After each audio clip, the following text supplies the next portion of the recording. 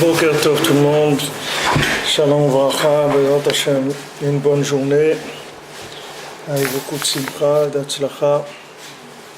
Alors hier on est arrivé page 15 au début de la colonne et on a vu que on a parlé de Zeprinat Vezar Lo Yikra Valechem Ki Bechol Makom Sheyesh Kedusha Yoter Sham Meira Emet Yoter Aval Ze Emet Aï Efshar Lezar Le'azig וצריך לעמוד מרחוק ולהאמין בזה האמת. Donc c'est là où est la clé de quelle est la solution à ça, à ce qu'on a vu hier, c'est il faut se tenir loin, à distance, et avoir la émouna dans ce émet là. C'est-à-dire c'est comme ça qu'on c'est comme ça qu'on peut avoir accès. Pour avoir accès, il faut les deux points, c'est-à-dire se tenir merachok, se tenir de loin, et avoir la émouna dans ce émet là. C'est-à-dire que on nous propose un émet qu'on arrive à ressentir, mais qu'on n'arrive pas à comprendre. On n'arrive pas à comprendre parce qu'on en est loin. On en est loin, comme Abraham Avinu, il est loin de comment on arrive en même temps à faire le sacrifice d'Yitzhak et en même temps qu'une descendance, une descendance va venir de lui. Donc ça c'est difficile à gérer comme émet. Alors la méthode c'est que du moment où il y a un appel d'une vérité qui vient par la Emouna, alors on doit garder la distance et avoir la émouna. Pourquoi on doit garder la distance? Parce que si on s'approche, le problème c'est que si on s'approche, on va avoir des questions qui vont détruire cette sensation du émet. Comme Rabbeinu rapporte dans cette Torah et le Inyan des 4 qui sont rentrés dans le Pardes. Alors quand on prend Ben Azaï ou Ben Zoma, eux, ils ont vu quelque chose, mais ce qu'ils ont vu, c'était pas gérable avec leur cerveau, donc leur compréhension a sauté et la personne s'est retrouvée à l'extérieur. Il y a des gens qui se sont engagés dans des milieux orthodoxes ou dans des milieux moins orthodoxes, des milieux qui sont religieux, etc. Et au bout de quelques années, ils pensaient qu'ils étaient intégrés et qu'ils étaient acceptés. Mais quand il y a eu un moment où il fallait faire quelque chose qui était important et qui concernait les gens de l'intérieur, ils ont été choqués de remarquer que les gens ils les considéraient toujours comme des gens de l'extérieur. Et ça, c'est une sensation qui est très désagréable et qui peut faire sauter les plombs. Donc il faut faire attention de garder ses distances et de ne pas faire de vérification pour savoir si on est dedans ou si on est vraiment accepté, si on est dedans. Parce que c'est quelque chose qui prend du temps et qu'on remarquera quand ça sera le moment, on le verra, on n'aura pas besoin de vérifier. Donc la méthode, c'est d'être ma'amin dans ce émet, d'avoir la émouna dans ce émet et de garder la distance. C'est comme ça qu'on va avancer. J'ai la émouna dans ce émet, parce que ce émet-là, c'est un émet qui me dépasse, c'est une vérité qui me dépasse. Donc j'ai la émouna que cette vérité, c'est une vérité qui est exacte, qui est vraie, c'est beau, c'est magnifique et tout, mais moi, il faut que je me tienne à distance de manière à ne pas me faire brûler par cette vérité, puisque pour l'instant, mon cerveau ne peut pas assimiler la grandeur de la chose. Donc ça, c'est la méthode. Avaloshi kravelav les tofso la sigo. Donc voilà, Rabbi Nathan il dit, mais pas qu'il s'approche pour attraper la chose et pour la comprendre. Ça non. C'est-à-dire qu'il essaye de s'approcher pour comprendre comment ça marche. Ça non. C'est-à-dire de la même manière qu'il y a un Américain à Paris il y a un Français en Israël, il y a un Baal Shuvah dans Breslev, il y a, il y a comme ça beaucoup de choses c'est magnifique, mais il faut garder les distances parce que pas loshi kravelav le tofso la sigo, pas de s'approcher pour essayer d'attraper la chose et de la comprendre. Et c'est comme ça qu'on attire la Kedusha de Shabbat dans les jours de la semaine. Si on prend la Kedusha de Shabbat, comme on l'a dit plusieurs fois, la Kedusha de Shabbat c'est représenté par un point qui est le centre du cercle, et ce centre du cercle-là, il est virtuel par rapport aux parois du cercle, par rapport à la circonférence du cercle. C'est écrit dans l'Etzraïm que maintenant, le centre du cercle, il est virtuel. Parce que si le centre du cercle, il n'était pas virtuel, alors il se séparerait lui aussi en morceaux, comme les jours de la semaine. Les jours de la semaine, c'est la vérité, mais séparée en morceaux, pour qu'elle soit mangeable. Comme un enfant, quand vous lui donnez un steak, alors vous le coupez en morceaux, sinon on ne peut pas le manger. Maintenant, le Shabbat, c'est le centre. Quand on parle de centre, ça veut dire que la chose, elle est virtuelle dans l'approche. C'est-à-dire que c'est une vérité que vous ne pouvez vivre que de façon virtuelle. C'est-à-dire émouna et distance. Comme c'est écrit pour Shabbat, chez vous ishtartav, que chacun il se tienne en dessous. C'est-à-dire qu'on rentre dans Shabbat en se tenant en dessous, c'est-à-dire en sachant qu'on est très très loin de ce que c'est Shabbat. Et non seulement en dessous, Rabbeinu dit dans l'écoute moral, même si quelqu'un, même par rapport à son niveau, à soi, il faut se sentir en dessous.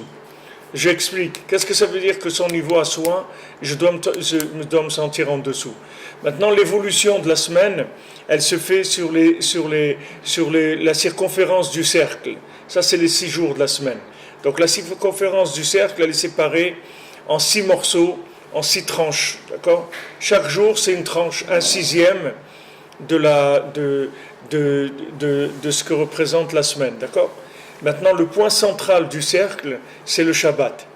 Donc maintenant, même si maintenant, dans mon jour de la semaine, je suis arrivé à me débrouiller très bien.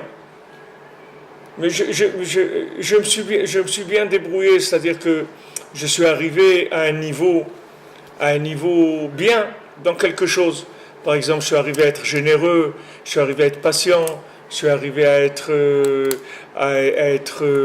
assidu, je suis arrivé à de l'humilité, je suis arrivé à des choses, ok ? Il faut savoir que cette chose-là, par rapport au Shabbat, je n'ai même pas commencé encore cette chose-là. Cette chose-là où je suis arrivé à une quasi-perfection dans la semaine, si je prends cette chose-là qui se trouve dans le périmètre du cercle, si je la connecte sur son origine dans Shabbat, je n'ai même pas commencé encore.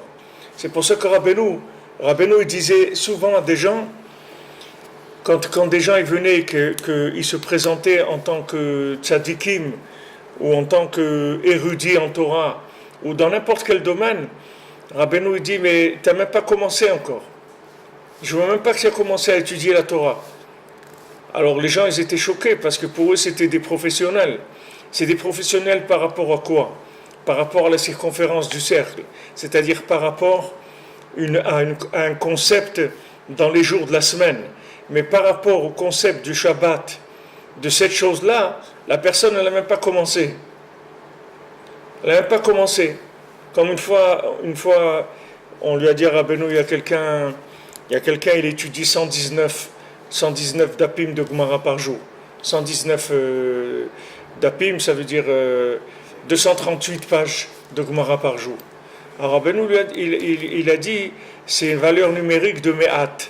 119, c'est Gematria Me'at, ça veut dire un petit peu. Il a dit, ça va, il étudie un petit peu. Il bricole un peu. Alors la personne, elle dit, mais attends, tu sais ce que ça veut dire 238 pages de Gemara par jour. Je dis, ok, c'est un petit peu. Je t'ai pas dit que c'est rien. C'est bien, mais c'est un petit peu. Je ne crois pas que tu vas te présenter aux Jeux Olympiques d'en haut avec ça. Une fois, il y avait un Breslever qui était un homme qui avait beaucoup de souffrances, beaucoup de difficultés et tout. À Ouman, c'est pas facile sa vie. Et il se levait tous les soirs à Chatzot et il étudiait jusqu'au matin, etc. Alors, quand il est niftar, il n'avait pas d'enfant. Alors, Rabbi Yitzhak, il a fait Kaddish pour lui pendant toute l'année. Et à la fin de l'année, il lui a demandé comment tu es là-bas. Alors, il a dit, je suis bien, mais j'aurais pu être beaucoup mieux. C'est-à-dire la place qu'il avait là-bas, il a dit bien, mais j'aurais pu être beaucoup mieux. Alors Yitzhak il dit, qu'est-ce qu'il pouvait faire de mieux? C'est un homme, il était pauvre. Les murs de sa maison en hiver, c'était de la glace, il n'avait rien du tout, pas de quoi se chauffer. Il étudiait et priait jour et nuit. Qu'est-ce qu'il y a de mieux? Il dit non, avec le Hémet de là-bas, il a vu qu'il aurait pu faire mieux. C'est-à-dire par rapport au Hémet des 6 jours de la semaine, alors c'est bien, tu peux mettre dans le top. Mais par rapport au Hémet du Shabbat, tu peux être à des milliers de kilomètres de la chose elle-même. C'est pour ça qu'il y a écrit que Rabbeinu dit Shevu ishtartav, c'est des psukim dans la Torah, ce sont des versets de la Torah. Shevu ishtartav, c'est-à-dire tiens-toi en dessous de toi-même. Aliyetse ish memekomo beyom ha-Shabbat, qu'un homme ne sorte pas de sa place le Shabbat.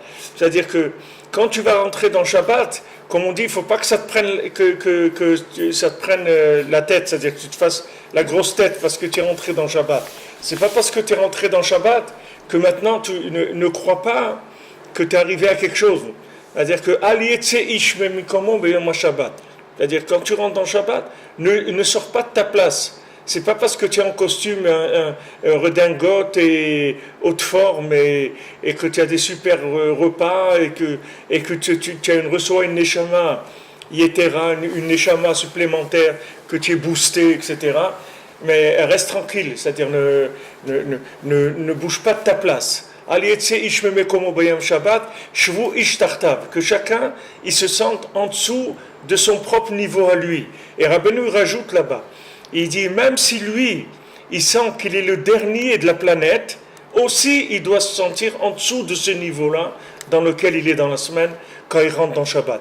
Parce que quand il rentre dans Shabbat, il rentre dans l'essence de la vérité. C'est plus une vérité interprétée par de l'expérience. C'est plus une vérité cuisinée. C'est l'essence même de la vérité. Alors ça, c'est exactement le même principe quand, comme on a vu que les élèves de Rabbi Shimon, ils disaient « Ante Shabbat de Kulei Yoma » toi tu es le Shabbat de tous les jours. Ça veut dire que tu dois savoir que le tzaddik, c'est l'essence de la vérité. C'est pas une vérité comme toi, tu la conçois. C'est l'essence de la vérité. C'est-à-dire que quand le tzaddik, il te dit quelque chose, c'est même ce que tu comprends du tzaddik, il ne faut pas croire que tu as compris ce que lui veut te dire comme quelqu'un qui interprète dans la semaine. C'est-à-dire que tu peux vivre à un niveau de tzaddik mamash, c'est-à-dire que tu peux un tzaddik mamash, comme vous avez des grands Breslevers, comme Rabbi Yitzhak, comme Rabbi Israël Berodesser, comme Rav Shmuel Shapiré, Rav Shmuel Shechik, Rav Velvel Cheshin, tout ça. C'était des gens qui étaient à des très grands niveaux par rapport à la génération. C'est-à-dire que si vous le preniez, par exemple, vous prenez Rav Cheshin, il avait beaucoup d'élèves. Rav Cheshin, il avait des centaines et des milliers d'élèves qu'il a fait faire tchouva à des milliers de gens en Eretz Israël. Presque tous les soirs, il était dans un autre endroit en Eretz Israël. Il était à Herzliya, là-bas, et il ramenait des gens. Tout le quartier là que vous voyez de Beth Israël, ou la Yeshivat Mir, c'était un quartier de bandits avant. C'était un quartier où il y avait de la drogue, les trucs et tout. C'était ce quartier, la Beth Israël. Lui, il a nettoyé tout ce quartier. Il faisait des shiurim là-bas, il a nettoyé tout le quartier. Maintenant, lui, il avait beaucoup d'élèves. Mais parmi ses élèves, il avait des rabbanim, qui étaient des rabbanim que vous connaissez. Par exemple, vous prenez le Rav Elbaz, c'est un élève de Rav Cheshin. C'est-à-dire, c'est lui qui a fait faire tchouva au Rav Elbaz. Maintenant, Rav Elbaz, il n'est pas Breslev. Parce que Rav Elbaz, qu'il a pris chez Rav Cheshin, c'est la tranche de la semaine. C'est pas le Shabbat de Rav Cheshin. C'est pas sa pnimiut de Rav Cheshin. Parce que la pnimiut, l'intérieur de Rav Cheshin, c'est Rabbeinu. C'est pas pourquoi il était Rav Cheshin et Rav Cheshin, parce que c'est un Breslever. Mais il y a des gens, ils se sont arrêtés aux côtés de tzaddik qu'il avait, mais ils savaient pas, ils croyaient que lui c'était un tzaddik. C'est vrai que lui c'est un tzaddik, mais d'où il prend qu'il est un tzaddik? C'est pas de lui qu'il est un tzaddik. Il est un tzaddik parce qu'il est attaché à Rabbeinu. C'est pas de lui. Et si maintenant la personne, elle prend la manifestation de tzaddik de l'individu par rapport à ce qu'il est, c'est-à-dire tu vois, c'est un tzaddik, mamash. Il avait Ruach HaKodesh, c'était un homme, vous prenez tous ces Breslevers-là, ils avaient Ruach HaKodesh. Prenez Rabbi Israël Ber Odessa, vous venez chez lui, il peut vous dire quelque chose que vous êtes retourné parce qu'il a vu quelque chose chez vous, que vous avez fait il y a 10 ans, ou des trucs et tout. Parce que c'est des gens qui avaient Ruach HaKodesh. Mais c'est tout ce qu'ils avaient. Ça venait pas de eux, ça venait pas du 6 jours de la semaine, ça venait du Shabbat. C'est leur connexion au Shabbat qui donnait ce résultat-là. C'est parce que dans la semaine, ils étaient arrivés à se connecter au Shabbat de façon extraordinaire. C'est pour ça qu'ils sont arrivés à être des tzadikim. C'est pas parce que eux c'était des tzadikim. Ils sont arrivés à être des tzadikim par le corps du Shabbat. Maintenant, il y a des gens, quand ils les voyaient, comme c'est des gens qui circulent sur le cercle de la semaine, donc quand ils voient quelqu'un qui est un tzaddik, ils croient que c'est lui qui est un tzaddik. C'est vrai qu'il est un tzaddik, mais d'où il est un tzaddik?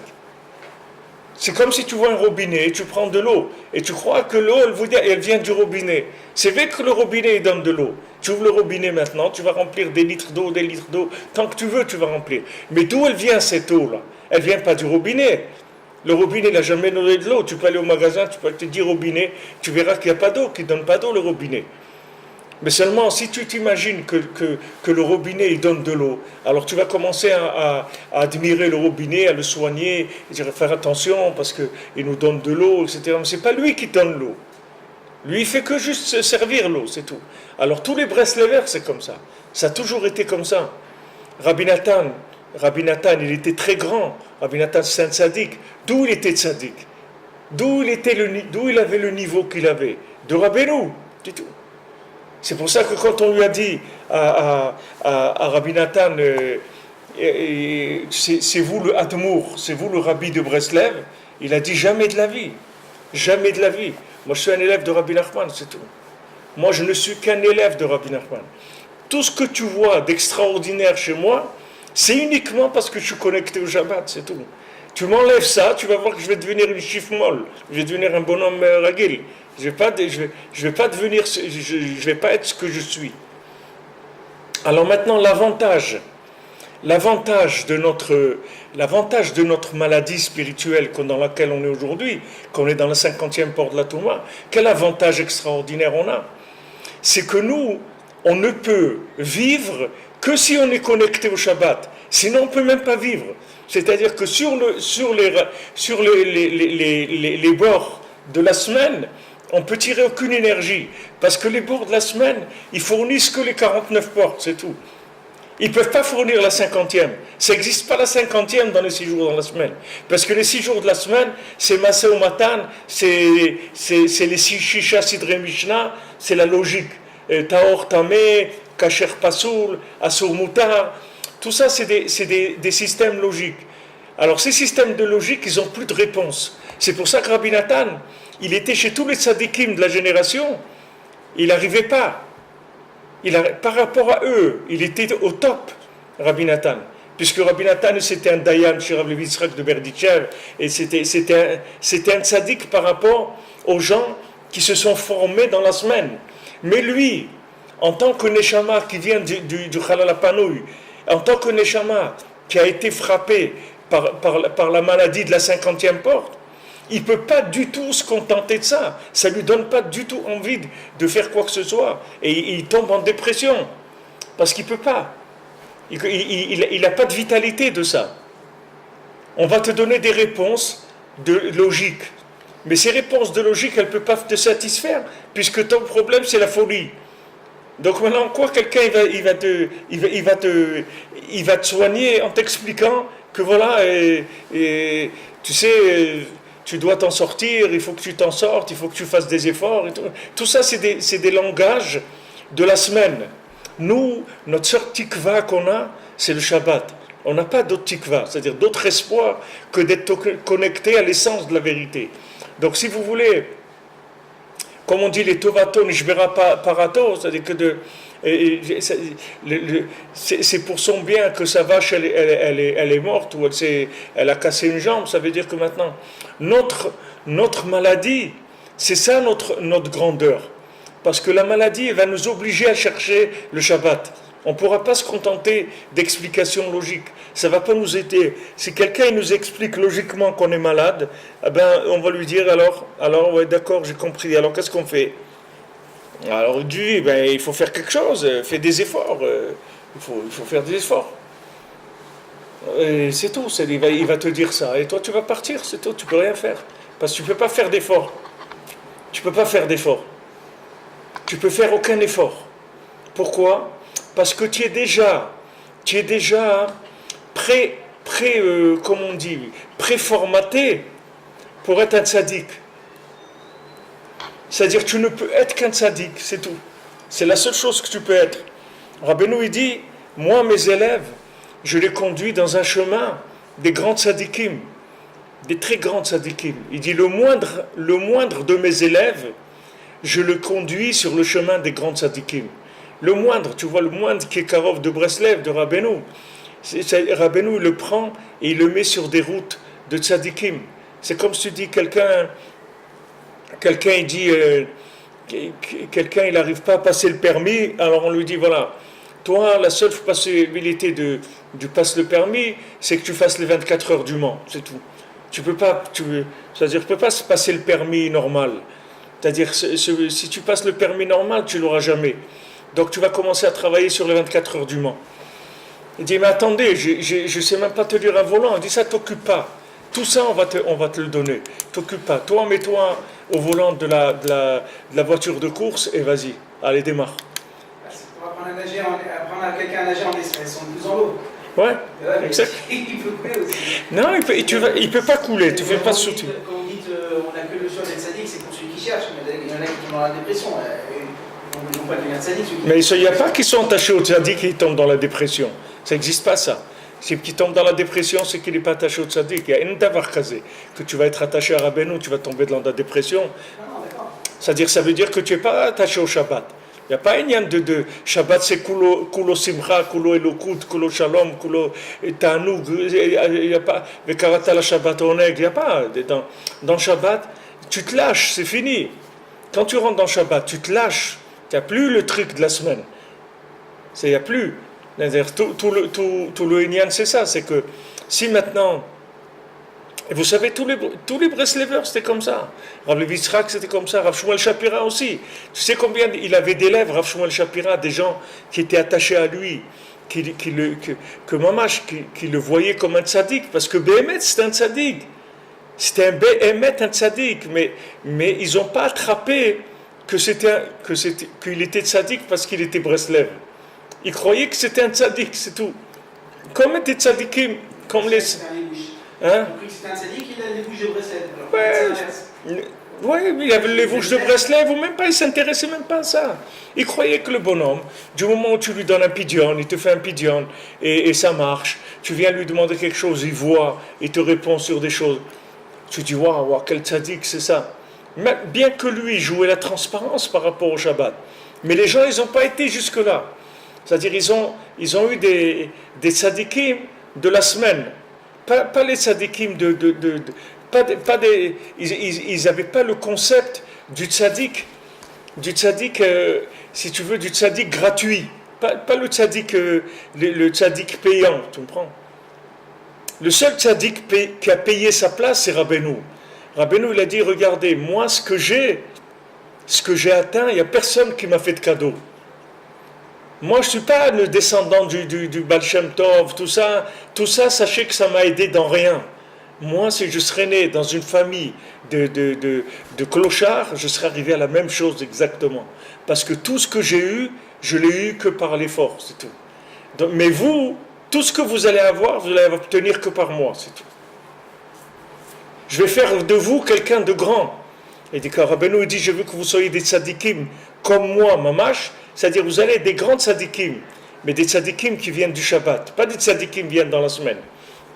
Alors pour nous, c'est pas difficile, puisque nous on est fauchés. Donc on peut pas tirer des chèques à notre nom, puisqu'on a interdit de chéquier, on n'a plus de carte bleue, on n'a plus rien du tout. Donc c'est sûr que ce qu'on a, c'est quelqu'un qui nous l'a donné. C'est-à-dire, nous on peut pas, c'est-à-dire si on perd la tête là-dedans, alors là c'est terminé. C'est le gars parce qu'il est dans Breslev depuis 20 ou 30 ans, il se prend la tête et croit qu'il est devenu quelqu'un, alors le pauvre il est vraiment dans une très très mauvaise position. C'est-à-dire que nous, comme on a perdu tous les moyens de paiement, etc., donc du moment où quelqu'un nous voit avec de l'argent, et c'est très bien que c'est quelqu'un qui nous les a donnés, parce qu'on n'a pas d'autre façon d'en avoir. Donc ça, c'est quelque chose qui doit émaner tout le temps de nous. Pourquoi ? Parce que c'est important que les gens qu'on arrive à rapprocher, qui se rapprochent de Rabbeinu, pas de nous. Pas de nous. Rabbi Nathan, il appelle dans l'écouter à la route, les Breslevers qui diffusent Rabbeinu. Et tous les Breslevers, ils doivent diffuser Rabbeinu. Ils les appellent des Sarsourim. Sarsourim, ça veut dire que un Sarsour, c'est un, comment on appelle ça ? Celui qui fait c'est-à-dire, par exemple, quand Rabbi Nathan il est parti en Eretz Israël, alors celui qui leur trouvait la place dans le bateau à Istanbul pour aller pour aller en Eretz Israël, celui qui allait se débrouiller s'appelle un sarsour. C'est comme un représentant, un tour opérateur. Hein? Tour opérateur. Les gens de Ouais, c'est celui qui te fait la transaction. C'est-à-dire lui, voilà un agent, exactement. C'est un agent. Voilà, un agent. C'est-à-dire que quand tu te présentes, tu dois te présenter comme un agent qui représente Breslev.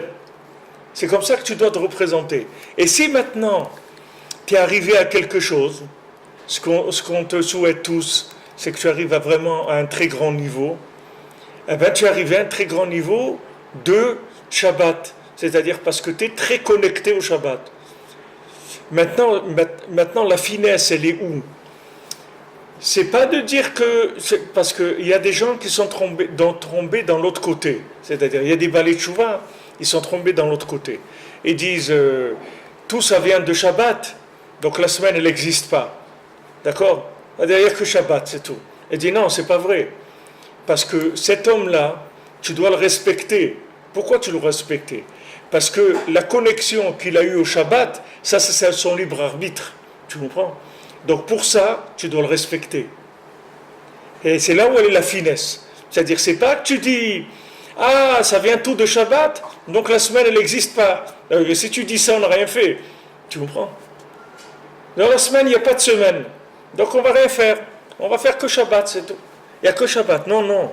Le but du Shabbat, c'est la semaine. Et ce qu'il faut, c'est une semaine connectée. Maintenant, plus tu arrives à connecter ta semaine, et plus ta semaine, elle va être grande. Donc quand tu vois maintenant un Breslever qui est arrivé à quelque chose, comme ces grands Breslevers-là, Rav Shmuel Shapira, ou Rav Shmuel Tchétchik, ou Rav Israël Ber, ou Rav Levi Yitzhak, ou tous ces grands Breslevers-là, ils ont beaucoup travaillé. Ils ont beaucoup travaillé. Mais dans quoi ils ont travaillé ? Dans la connexion au Shabbat. C'est pas ce qu'ils ont obtenu. Ça, c'est pas de eux. Mais le travail de connexion, il est de eux. C'est pour ça que tu dois les respecter. Tu dois les respecter. Quelqu'un qui est arrivé à un niveau, tu dois le respecter. Celui qui ne respecte pas celui qui respecte pas les Talmidei Chachamim, il est considéré comme un apikoros, il n'a pas le droit de boire son vin. C'est-à-dire que c'est quelqu'un qui est dangereux. Tu comprends l'autre côté ? Respecter un Talmid Chacham, il y a deux sortes. Il y en a un qui est connecté au Shabbat, un qui est connecté à la semaine. Il y a quoi ? Il y a un qui est connecté au Shabbat et l'autre qui travaille sur la semaine. Les deux, c'est les Talmid Chacham. Non, attends, c'est pas de ça que je parle. Je parle pas de celui qui est arrivé à cuisiner dans la semaine sans être connecté au Shabbat. Maintenant, je parle de l'erreur qui vient d'interprétation par rapport à celui qui est connecté au Shabbat. C'est-à-dire que le fait que tu sais que ça ne vient pas de lui, alors tu peux avoir une tendance à le considérer comme rien. Mais tu ne dois pas le considérer comme rien. Parce que lui, il faut que tu le respectes. Pourquoi il faut que tu le respectes? Parce qu'il a fait la connexion au Shabbat plus que la plupart des gens. Comme Rabbi Nathan, il est arrivé une fois à la gare et avec ses valises, à la gare de l'époque, c'est-à-dire là où il y avait les charrettes et tout, où ils arrivaient, c'était la poste, l'endroit où il y avait la poste, et il y avait les...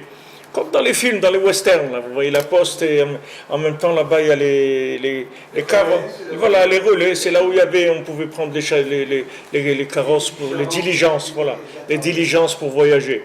Alors une fois Rabbi Nathan il est arrivé, je ne sais pas si c'est à Breslev ou à Ouman ou un truc, il est arrivé donc à cet endroit-là, il est descendu de la diligence, et il n'y avait personne qui est venu l'accueillir, ni l'aider, ni rien. Alors il a pris ses valises. Avant, les gens voyageaient avec des bagages. Ils devaient emmener beaucoup de choses avec eux. C'est pas comme aujourd'hui, tu pars avec une petite valise et là-bas tu peux trouver tout. Et les gens, alors il avait ses valises. Et quand il marchait avec ses valises, il a dit, ou bien quand quelqu'un il est venu le chercher, parce que la sikha, c'est sûr que cette parole-là, on l'a entendue de quelqu'un, c'est pas Rabbi Nathan lui-même qui l'a ramené. Donc peut-être que la personne elle est venue en retard ou un truc, mais en tout cas sur la route, quand la personne l'a rencontré, il a dit, je ne savais pas que le cerveau du monde, il devait aussi porter ses valises. Rabbi Nathan, il a dit ça. Rabbi Nathan, il savait qu'il était le cerveau du monde. C'est-à-dire que la finesse, c'est pas de dire je suis rien. La finesse, c'est de dire je suis grand, je suis très grand, mais ça ne vient pas de moi. Attends, avant que je finisse là, vous comprenez ça? Ça c'est extrêmement important de savoir ça. Parce que si vous ne comprenez pas ça, vous voyez tout à l'envers. Vous allez voir des gens que vous allez croire qu'ils sont très grands, mais c'est vrai qu'ils sont très grands, mais ça ne vient pas d'eux.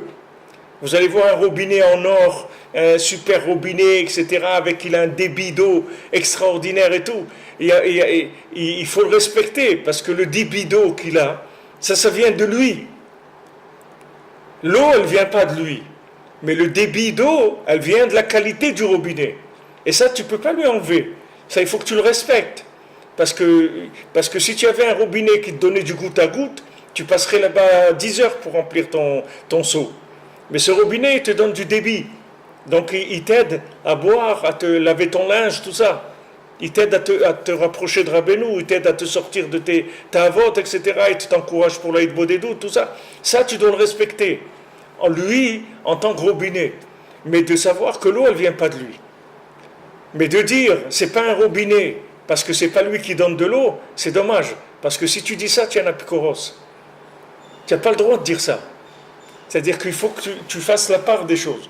Il y a maintenant le respect de la personne par rapport à son degré de connexion au Shabbat. Et ça, tu dois le respecter. Si Rabbi Nathan y rentre, tu dois te lever.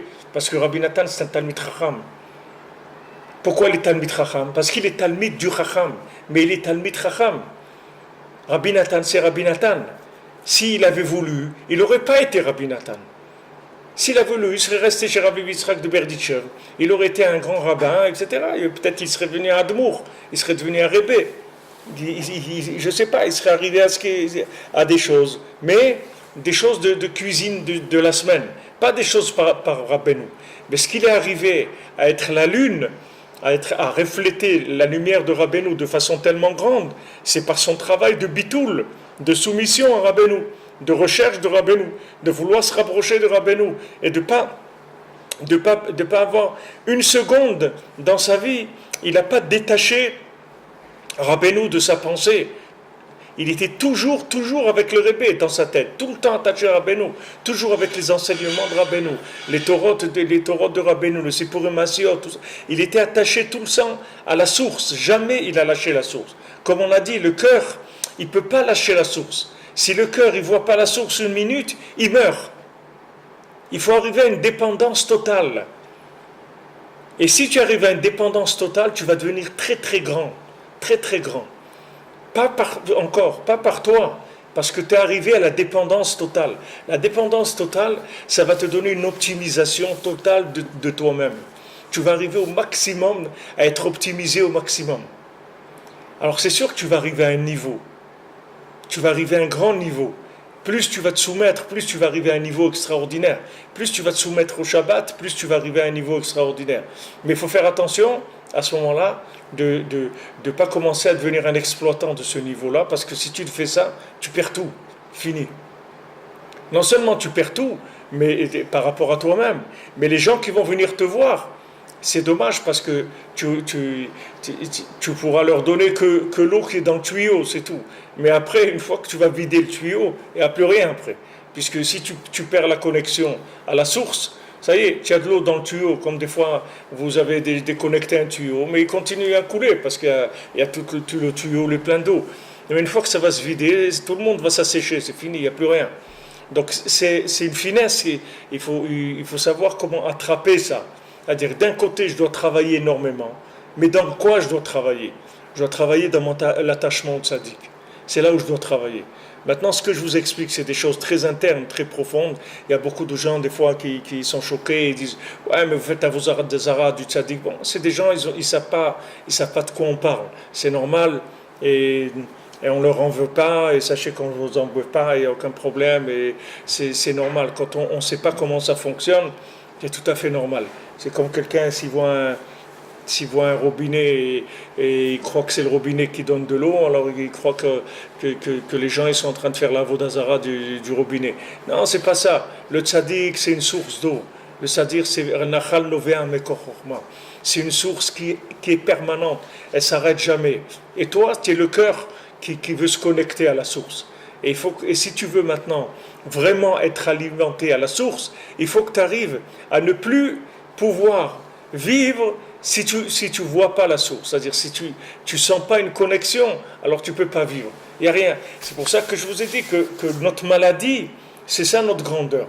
C'est-à-dire le fait que maintenant on est malade, qu'on a besoin tout le temps d'être connecté à la source, ça c'est notre grandeur. Parce que ça va faire de nous des tzadikim. Le fait que maintenant on ne peut pas s'empêcher d'être connecté à la source, parce qu'on est dans la 50e porte. Et la 50e porte, ça veut dire que tu n'as rien dans les poches. Tu n'as rien dans les poches. C'est ça la 50e porte. Qu'est-ce que c'est la 50e porte? Ça veut dire qu'il n'y a pas de logique. Il n'y a pas de logique, ça veut dire qu'il n'y a pas de stock. Pourquoi il n'y a pas de stock?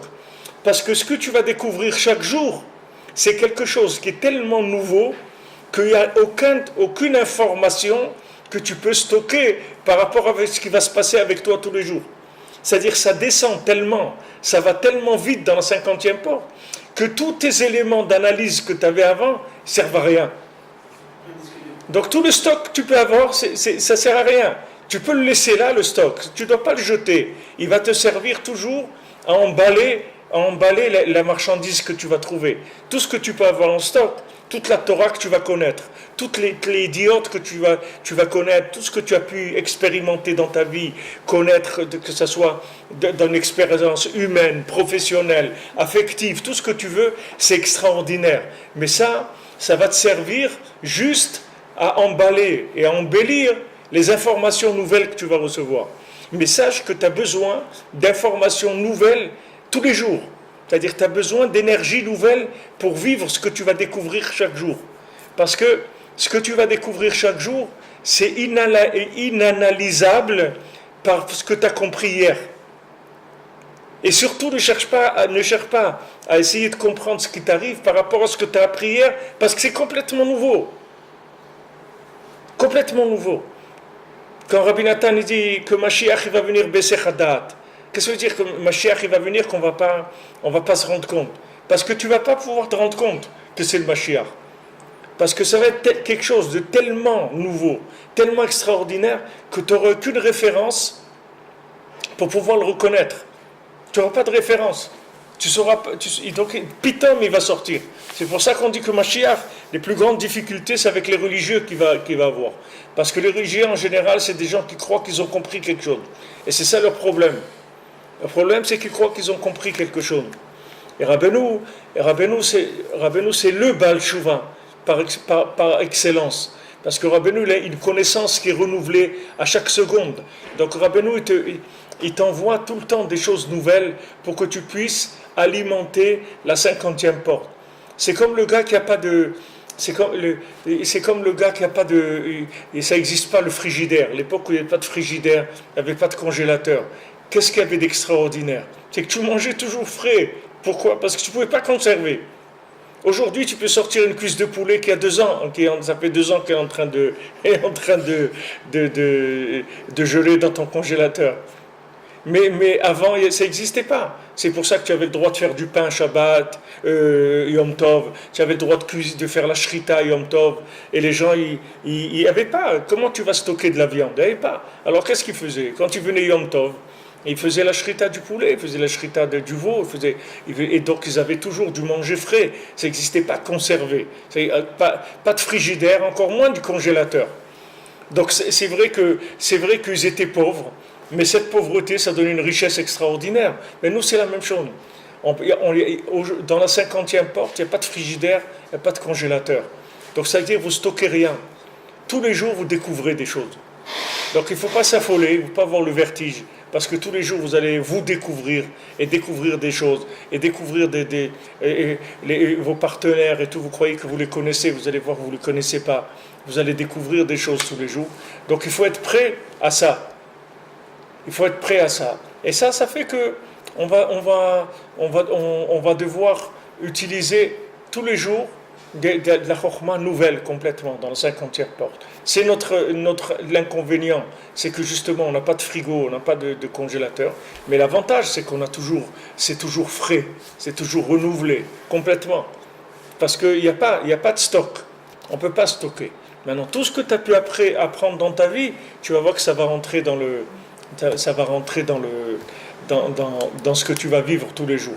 Mais pas en tant qu'élément de base, que en tant que choses qui vont accompagner. Comme tout ce qui se conserve. Les épices, le sel, les trucs, tout ce qui peut se conserver, l'huile, tout ça, il n'y a pas de problème. Tout ça, tu peux garder en stock. Mais tout ce qui va stocker, tu vas voir que ce n'est pas du manger. Parce que dès que tu parles de manger, c'est-à-dire de choses qui te donnent la vitalité, ça pourrit. En même temps, ça donne la vie, mais en même temps, ça peut pourrir. Donc, du moment où tu n'as pas de frigidaire, tu n'as pas de congélateur, tu ne vas conserver que des choses qui sont là pour accompagner la nourriture. Comme je vous ai dit plusieurs fois, la Torah du tzaddik, c'est le pain, et toute la Torah que tu peux apprendre, ce sont des choses qui viennent les lafet et tapat, c'est-à-dire accompagner le pain. Pour pouvoir manger du pain, on ne va pas manger que du pain. Alors on mange du pain avec du thon, avec du poisson, avec de la viande, avec des légumes. Mais tout ça, ce n'est pas des repas. C'est-à-dire on ne fait pas Birkat Amazon sur les légumes, on fait Birkat Amazon que sur le pain. C'est tout. Donc le repas, c'est le pain.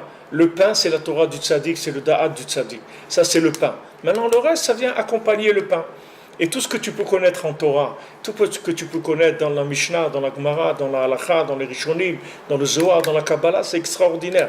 Parce que Torah, une présentation de la nourriture, c'est-à-dire que tu vas présenter le pain d'une façon très très riche, très, très agréable, comme on dit, très appétissant. Ça va donner beaucoup envie de manger, parce que c'est très très bien présenté, etc. Mais c'est pas ça le manger. Qu'est-ce que tu voulais demander? C'est une facette un petit peu, c'est pas exactement ce que je disais, mais on voit qu'il y a des tzadikim qui sont branchés sur la Pnimiut, sur le Shabbat. Oui. Dans la liste des tzadikim que vous avez dit, j'ai l'impression qu'il n'y a aucun de ces tzadiks-là qui sont occupés d'avoir une institution. Et on voit donc que ceux qui s'occupent d'avoir des institutions, c'est des tzadikim qui ne sont pas branchés sur le Shabbat, mais qui sont branchés sur autre chose. Ouais. Et c'est peut-être des choses un peu dommages. De notre côté, on a besoin aussi des institutions. Ouais. Théoriquement, peut-être qu'il aurait fallu qu'un tzaddik qui soit branché sur Shabbat, ça soit... Non, pourquoi les Breslevers, il y avait la choule ici, ça existait, c'est une institution, mais regarde l'institution que c'est tout. Rentre, essaye de repérer qui c'est qui dirige, tu vas voir qu'il n'y a personne. Ça travaille tout en coulisses, il n'y a pas de bonhomme qui s'assoit. C'est un bon exemple alors, c'est une bonne institution. C'est un bon exemple. Il y a besoin d'institutions. Il y a besoin, c'est sûr qu'il y a besoin. Et comment tu vas faire? Il y a besoin d'un yeshiva, il y a besoin d'un truc. C'est ce que je dis, mais dans les tzadikim que vous avez dit, on ne voit pas qu'ils ont géré le... Mais pourquoi Rav Levi Yitzhak, il était gabaï de la choule, mais seulement il avait des façons de vivre ça. Par exemple, il disait Shabbat, il voulait s'acheter un manteau, mais il n'a jamais acheté un manteau, parce qu'il avait peur que les gens croient que comme il était gabaï de la synagogue, il prenait de l'argent de la synagogue pour s'acheter le manteau. Bien qu'il avait l'argent, lui, pour acheter. Mais il n'a pas acheté parce qu'il avait peur que... Donc après, ça se gère, ça, comme tout le reste. Tu crois que Rabbi Nathan, il n'avait pas des institutions? Rabbi Nathan, il imprimait les livres, il a fait le Kloïs, et Rabbi Nathan, il avait son imprimerie chez lui et tout. Il avait des kélim. C'est des kélim, c'est tout. C'est sûr que ces kélim, ils doivent être très précaires. C'est-à-dire, si maintenant ça devient eux les fournisseurs de Shabbat, alors ça ne marche plus du tout. Tu comprends? Si c'est... Mais si c'est pas eux, alors ceux ça va être des périphériques, vous savez de quoi je parle, des périphériques qui vont détourner, qui peuvent détourner ça dépend, ça dépend. C'est-à-dire que si la personne elle est engagée avec Rabbeinu et tout, alors ça dépend de son degré d'engagement. C'est vrai que si une personne elle va évoluer dans des milieux où on ne parle pas de Breslev, on est loin et qu'elle est un peu fragile, etc., c'est sûr qu'elle peut dévier. Mais maintenant, les institutions de Breslev, c'est du ultra light. C'est-à-dire, ce n'est pas des institutions qui vont montrer que l'institution, c'est elle qui a formé l'élève. L'élève, c'est Rabbeinu qui le forme. Mais l'institution, c'est un robinet, c'est tout. Ah, maintenant, tu as une institution, ben, tu dois prier plus que les autres pour pas que ton institution, elle devrait être trop institutionnelle. Pourquoi ce n'est pas des gens de l'intérieur, comme vous avez parlé de Chinois d'hier, et des gens qui sont connectés à la Kimouk, c'est eux qui devraient faire des choses, des institutions pour les Khuzal pour les Sfaradiques, pour les gens un peu périphériques. Et pas laisser ça dans les mains de... Mais pas du tout, parce que si tu dis ça, alors tout de suite, tu passes dans l'institution institutionnelle. Si c'est lui qui fait, lui, il ne doit rien faire du tout. Lui, c'est toi qui dois venir le chercher. On dit à Breslev, tu veux un siman, tu veux un signe, quelqu'un qui est cachère, quelqu'un qui est apte à être rave dans Breslev, c'est quelqu'un qui ne veut pas. S'il veut être rave, c'est sûr qu'il ne doit pas être. Mais s'il ne veut pas, ça l'embête ce truc-là. Alors ça, c'est le siman, c'est le signe qu'il peut faire ça. Qu'est-ce que ça veut dire ça l'embête? Ça veut dire on vient le chercher. Comme je vous ai dit, le rave de Tchérin. Le rave de Tchérin, quand on lui a dit tu vas être rave à Tchérin, etc., il a dit Chaz Shalom, Rabbeinu a dit Rabbi Nathan d'être rave, c'est pas bien du tout, etc. Alors Rav Naftali lui a parlé, il a dit qu'est-ce que ça veut dire tu vas être rave? Tu ne vas pas être rave. Tu connais la Torah, oui, tu connais la halachot. Alors quand quelqu'un vient te demander, tu lui réponds, c'est tout. Alors il a dit c'est comme ça, ok d'accord, il est devenu le rave. Mais c'était pas un rave. C'est quelqu'un qui servait le public par rapport à ce qu'il avait en stock, c'est tout. Comme un marchand de chaussures. Il a fabriqué aucune chaussure de ce qu'il a dans le magasin. C'est un revendeur, c'est tout. La seule chose qu'il faut, c'est que tu imagines pas qu'à un moment, c'est toi qui fabriques les chaussures, c'est tout. Du moment où tu te présentes comme vendeur, il n'y a pas de problème. Alors ça demande un travail personnel. Mais justement, tout le Inyan, c'est qu'on ne peut pas faire des institutions qui viennent des 39 Melachot, c'est-à-dire que la personne n'a pas le droit de construire des institutions où leur source, elle vient de la semaine. Il faut que maintenant, il y a tellement de demandes de Shabbat qu'il est obligé de fabriquer une cabane. Une cabane, une soukha, c'est tout, il va faire.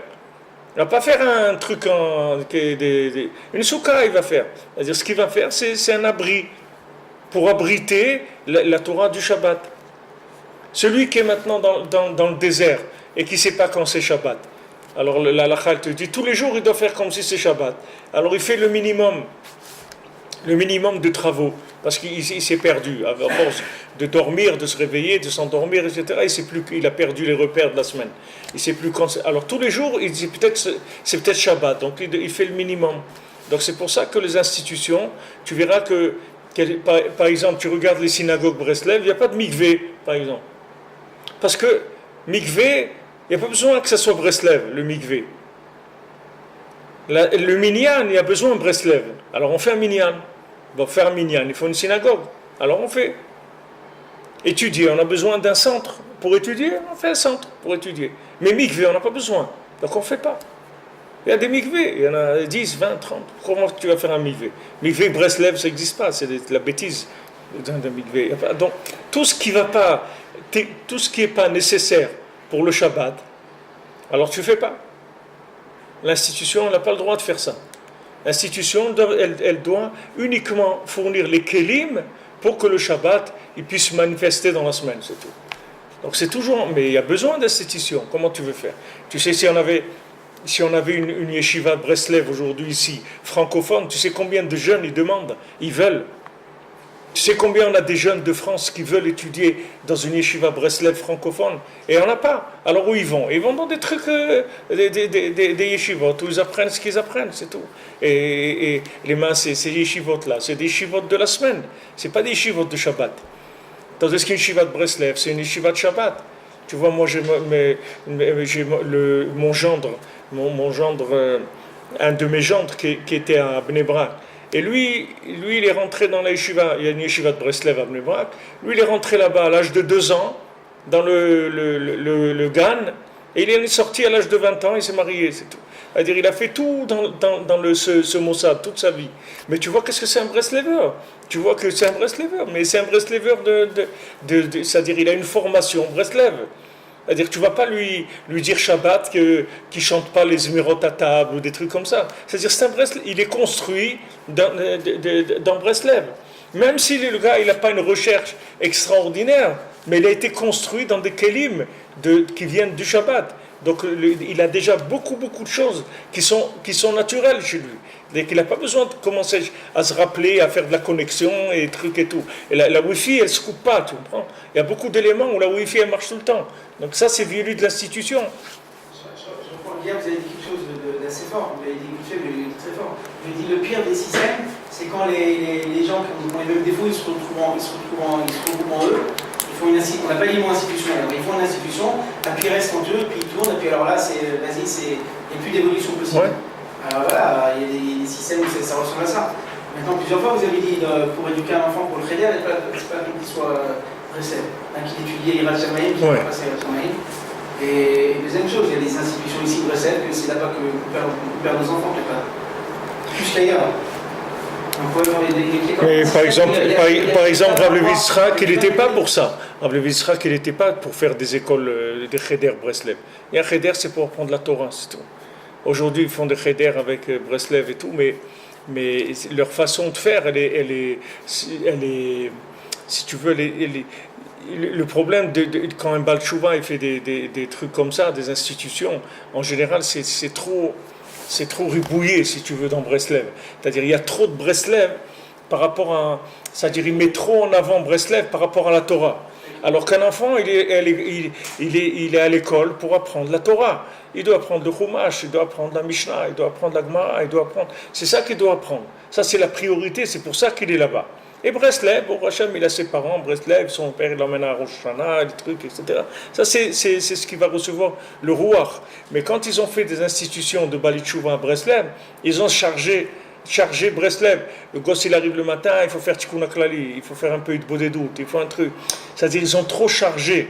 Le problème, c'est que les Bali Tshuva, ils n'arrivent plus à faire la différence entre la semaine et le Shabbat. C'est-à-dire, ils gèrent leur institution. Hein? Parce que c'est eux-mêmes qui gèrent leur institution. Ouais. Il faudrait une équipe de dedans qui viennent s'occuper d'eux. Sinon, ça sort des C'est-à-dire qu'en général, comme je vous ai dit hier, de la même manière qu'un Baal Tshuva par rapport à la Sofroute, je vous ai dit hier, et quelqu'un m'a demandé, notre ami Yitzhak d'Amérique, il m'a demandé ça, il m'a dit, ouais, mais un Baal Tshuva, on dit qu'un Baal Tshuva il est plus grand qu'un tzaddik, qu'un Baal Tshuva, quand il passe sur la choupa pour se marier, on lui pardonne toutes ses fautes, etc. Ok, il n'y a pas de problème. On lui pardonne toutes ses fautes, et trucs, mais ça ne leur empêche pas que c'est un Baal Tshuva. Que c'est pas quelqu'un qui est... C'est-à-dire que sa conception, son formatage, son modelage, c'est un modelage de Baal Tshuva. Donc il y a des choses qui sont shabbatiques, c'est-à-dire que c'est que les gens qui sont shabbatiques qui ont le droit d'avoir accès à ces choses-là. Et en général, si quelqu'un il veut faire une institution, il faut qu'il soit très très proche de quelque chose qui est shabbatique, s'il veut que son institution elle soit dans les rails. Parce que s'il gère une institution Breslev en tant que Baal Tshuva, il va dérailler complètement. Ça c'est sûr. Ça c'est sûr, il va faire dérailler les gens aussi. Ça c'est Vadaï. Ça c'est Vadaï. Quand tu viens à Ouman, tu vois des posters d'un rabbin de Baal Tshuva qui fait 10 mètres de haut, tu crois qu'il y a un problème à Rosh Hashanah. Jamais Rabbi Yitzhak, quand Ravasilski l'appelait Kvod Harav et tout, Rabbi Yitzhak il dit pourquoi tu es méchant avec moi, pourquoi tu me fais honte, tu me fais des choses comme ça. Il dit, je t'ai dit déjà plusieurs fois qu'on est des amis, on est des gens simples, des trucs comme ça n'existe pas chez nous, etc. C'est sûr que Rav Shmuel Shapira, jamais tu vas lui mettre un poster et il peut se suicider si tu fais ça. Tu comprends? Parce que c'est impossible de supporter quelque chose comme ça. Impossible. Je vous ai raconté que Rav Shmuel Shapira, il y avait quelqu'un à l'époque à la guerre des 6 jours. Après la guerre des 6 jours, il y a eu beaucoup de gens qui sont venus en Israël pour visiter Israël et tout. Ça a été une grande ouverture. Il y a eu beaucoup de juifs qui sont venus en Israël, soit pour visiter, soit pour habiter. Il y a eu beaucoup de gens qui sont venus. Alors, il y avait Rav Shmuel Shapira, il recevait. Il y avait quelqu'un, il lui amenait comme ça des $100, à chaque fois $100 et tout. $100 à l'époque, c'était beaucoup d'argent. C'est comme s'il dit 2 ou 3 000 dollars aujourd'hui, dans la guerre des 6 jours. Alors il a demandé d'où il vient cet argent. Il a dit, oh, c'était le secrétaire de la Eda Haredite et de la Rabbanout ici de Ma'asharim, que maintenant il y avait beaucoup de riches qui venaient et qui donnaient de l'argent pour Israël. Mais il y en avait qui lui demandaient, nous on veut des gens un peu comme des tzadikim cachés comme ça. On veut de l'underground un peu, on ne veut pas les officiels. On donne déjà pour les officiels, mais on a envie des tzadikim cachés, si vous connaissez et tout. Il dit, il n'y a pas de problème, je connais, voilà, c'est lui. Alors quand il a su ça, il lui a dit de venir le voir. Il a dit, pourquoi tu me fais ça? Il a dit, qu'est-ce que je t'ai fait de mal dans ma vie? Pourquoi tu me fais ça?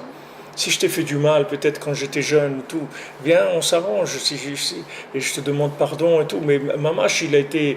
Il voulait pas. Hein? Pas une question pourtant. Ouais, mais il voulait pas ça du tout. Il voulait pas du tout ça. Maintenant, par exemple, tu voulais lui donner un pidion, il prenait. Parce que tous les Breslevers, ils prennent les pidions. Donc, il y a pas tout ce que les Breslevers Ragil, ils font, il n'y a pas de problème, ils faisaient. Mais quand tu voulais le monter dans un truc, que lui amener certaines sommes, qu'on donne à des gens très trucs et tout, et lui, Rav Shmuel Shapira, il n'a pas d'institution. L'institution, c'est ses 10 gosses, c'est tout. Mais il n'a pas d'institution, il n'a pas donc quand tu lui donnes, qu'est-ce que tu lui donnes? À lui, il ne veut pas ça. Il fuyait ces choses-là. Tu viens, tu vois des posters de 10 mètres de haut, ce truc. Attends, mais on est où là? Tu fais quoi là? Tu fais quoi? C'est-à-dire, vas-y, fais des posters de Rabbeinu, mais écris Mitzvah Gdola Liot Besimchat Tamid, ce que tu veux, Bodedut Malia, l'Eliona, Ashrenu Shezachinu Neroshana, tout ce que tu veux. Mais il faut faire attention, on n'est pas là-dedans. Parce qu'après, des gens, ils viennent. Après, ils ne savent même pas quelle différence il y a entre un rabbin et Rabbeinu. Parce que c'est-à-dire, les gens, ils ne savent plus où aller le truc. Après, le robinet, ils croient que c'est lui qui... Alors que le robinet, même si c'est un robinet en or, mais ce n'est pas lui qui donne l'eau. Maintenant, si tu parles avec ces gens-là et tout, ils vont te dire c'est tout Rabbeinu et tout. Mais il faut faire attention. Parce que si tu veux, dans la semaine, il y a des degrés de melacha qui peuvent pas être connectés au Shabbat. Tu comprends? Il y a certains métiers, il y a certaines façons de travailler qui peuvent pas être connectés au Shabbat. Que si tu rentres là-dedans, c'est sûr que si tu montes un cartel de la drogue pour financer une yeshiva, c'est sûr que ça prend pas du Shabbat. C'est sûr, parce que le cartel de la drogue, c'est pas permis. C'est pas permis. Donc même si tu fais beaucoup d'argent avec ça, tu dis non, moi c'est que pour la yeshiva. Moi, je touche rien du tout de ça. D'accord, tu touches rien du tout, mais ça c'est quelque chose qui est déconnecté de Shabbat. Donc il faut faire très attention, parce que c'est pas parce que ça marche, comme on dit, c'est pas tout ce qui brille qui est de l'or. C'est-à-dire c'est pas parce que ça marche que c'est connecté au Shabbat. Le siman que ça marche, c'est pas parce que c'est connecté au Shabbat. Rav Gashon Alav Shalom, il disait à la yeshiva, il nous disait ça. Et une fois, c'était pas la yeshiva qui avait dit ça, il était dans son bureau, il parlait avec des gens. Et les gens, ils disaient, voilà, quelqu'un, il a fait quelque chose et tout, et ça roule bien. Alors Rav Gershon, il a dit que ça roule, c'est pas une preuve de la vérité. Parce que tu mets 4 roues sur n'importe quoi et ça roule.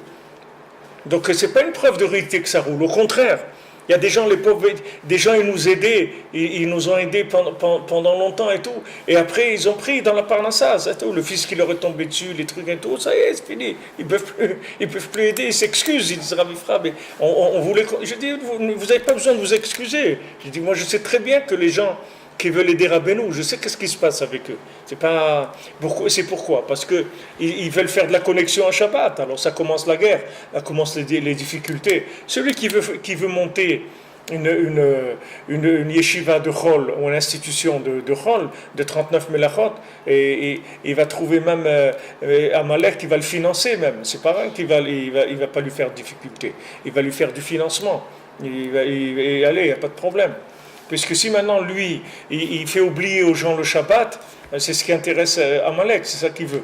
Il faut que tu oublies le Shabbat. C'est ça lui, il est prêt à tout pour ça. Donc, c'est vadaï que l'institution Breslev, c'est très délicat. Mais il faut savoir comment faire. Par exemple, à Ouman, il n'y avait pas de yeshiva. Il y avait, comme ici, le kloïs, c'est-à-dire la choule, et tout était là-bas. La yeshiva, le kollel, la prière, tout. Il y avait 24 heures sur 24, les gens, ils étaient là-bas. Ils dormaient sur les bancs. C'était comme ça avant, les yeshivot. À l'époque après la guerre, ou même avant, entre les deux guerres. C'était comme ça, les yeshivot. Les bachurim, ils arrivaient dans une ville. Qu'est-ce qu'il y avait? La yeshiva, c'était le Beth Midrash. Mais la yeshiva, elle donnait ni à manger, ni à dormir. Ça, tu te débrouilles. Il n'y avait pas il y avait pas tout le système à côté.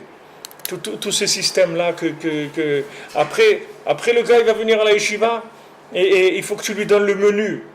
Il faut comme je vous ai dit pour Human, il faut que tu lui donnes le menu et la photo du lit, qui est la photo du lit de la chambre, pour qu'il veuille venir à la yeshiva.